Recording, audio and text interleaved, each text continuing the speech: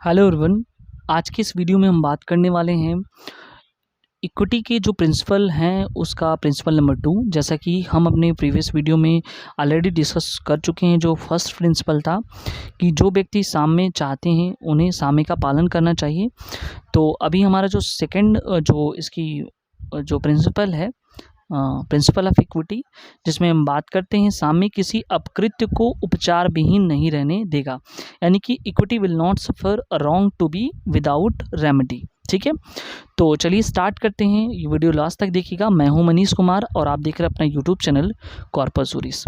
तो देखो, सबसे पहली बात ये है कि साम्य का एक सबसे महत्वपूर्ण सिद्धांत ये है कि जहाँ कहीं भी किसी व्यक्ति का कोई अधिकार है, ठीक है, अगर उस अधिकार का उल्लंघन होता है, ठीक है, तो ऐसे उल्लंघन कर जो जिस व्यक्ति के अधिकार का उल्लंघन हुआ है उसको उपचार विहीन नहीं रहने दिया जाएगा, यानी कि बिना उपचार के नहीं रहने दिया जाएगा।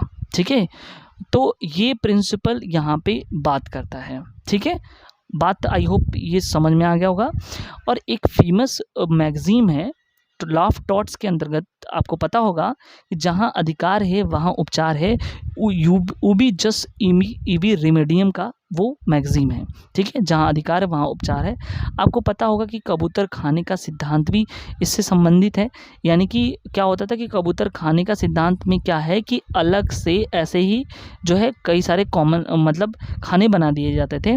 और पहले से यानी कि जो स्टार्टिंग में कॉमन लॉ की बात करते हैं तो वहाँ पे जो है क्या हुआ करता था कि अगर पहले से यहाँ पे डिसाइड हो जाते थे कि किसके ये कौन कौन से यहाँ पे जो है इस वाले में कौन कौन से दोषपूर्ण कृत करने पर जो है पनिशमेंट होगा।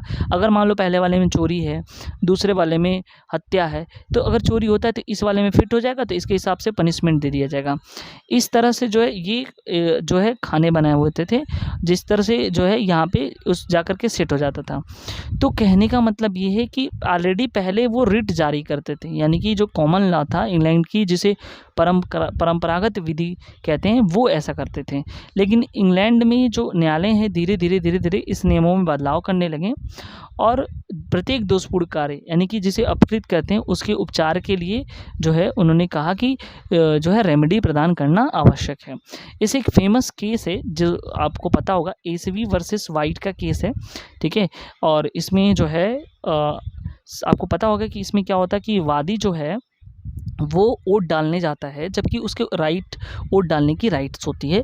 किसी कारणवश डॉक्यूमेंट्स का एरर दिखा करके जो है वो वोट डालने नहीं दिया जाता है। और उसके बाद जो है फिर आगे पता चलता है कि उसका डॉक्यूमेंट सही था। ठीक है, तो वो क्लेम करता है कि उसके राइट्स का वायलेशन हुआ है। तो फिर जो अधिकारीगण होते हैं उनके द्वारा ये कहा जाता है कि आप जिस व्यक्ति को जिस जो कैंडिडेट को आप वोट देने वाले थे वो तो वाकई में जीत गया, तो वही तो चाहते थे आप, तो फिर इसमें कोई बात नहीं है जिसको आप चाहते थे। लेकिन फिर भी जो है कोर्ट ने जो है उसे गलत ठहराया और कहा कि वादी की बात सही, क्योंकि वादी के अधिकारों का उल्लंघन हुआ है। जीता कौन हारा कौन ये बात नहीं है, क्योंकि उसके लीगल राइट्स का वायलेशन हुआ है, इसलिए जो उसे उपचार विहीन नहीं रहने दिया जाएगा। यानी कि न्यायालय ने निर्णय देते हुए कहा कि जब विधि के अंतर्गत किसी व्यक्ति के कोई अधिकार प्रदान किए गए हैं, ठीक है, यानी कि उसके अंतर्गत जो है कोई अधिकार प्रदान किए गए हैं और उसे सुरक्षित रखने का जिम्मेदारी जो है लॉ का है।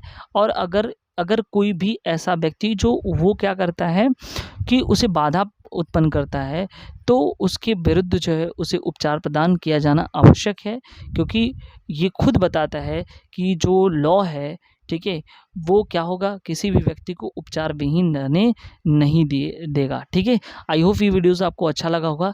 ये जो सेक्शन जो हमने डिस्कस किया काफ़ी इम्पोर्टेंट है। ठीक है, तो एंजॉय करिए इसको। फिर मिलते हैं नेक्स्ट वीडियो में जो है नेक्स्ट प्रिंसिपल के साथ। Thank you so much.